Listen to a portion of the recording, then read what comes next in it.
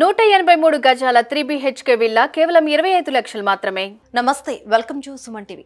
Big Boss 7 winner Pallavi Prashanth చిక్కుల్లో పడ్డాడు. అతనిపై జూబ్లీ హిల్స్ పోలీస్ స్టేషన్లో కేసు నమోదైంది. ఆదివారం అర్ధరాత్రి బిగ్ బాస్ షో వద్ద జరిగిన ఘటనపై పోలీసులు కేసు నమోదు చేశారు. పల్లవి ప్రశాంత్ తో పాటు పలువురు అభిమానులపై కూడా పోలీసులు కేసు పెట్టారు.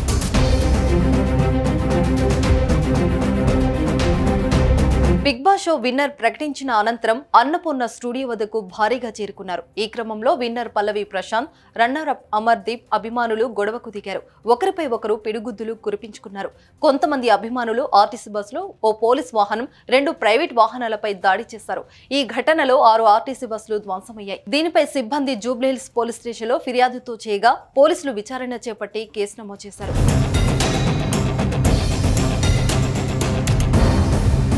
ఈ ఘటనను సీరియస్ గా తీసుకున్న పోలీసులు పల్లవి ప్రశాంత్ పై సెక్షన్ 147, 148, 290, 353, 422 రెడ్ విత్ 149ల కింద కేసు నమోదు చేశారు. సీసీ ఫుటేజ్ ఆధారంగా నిందితులను గుర్తించి కేసు పెట్టారు.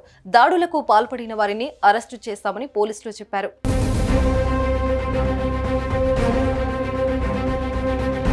అంతకుముందు ఆర్టీసీ బస్సులపై అభిమానుల దాడిని ఆర్టీసీ ఎండీ సజ్జనర్ ఖండించారు. అభిమానం పేరుతో చేసే పిచ్చి చేష్టలు సమాజానికి మంచిది కాదని హితవు పలికారు. ప్రయాణికులను క్షేమంగా గమ్యానికి చేర్చే బస్సులపై దాడి చేయడం సిగ్గుచేటన్నారు. ఇలాంటి ఘటనలను ఆర్టీసీ యాజమాన్యం ఉపేక్షించే పరిస్థితి లేదని సజ్జనర్ అన్నారు.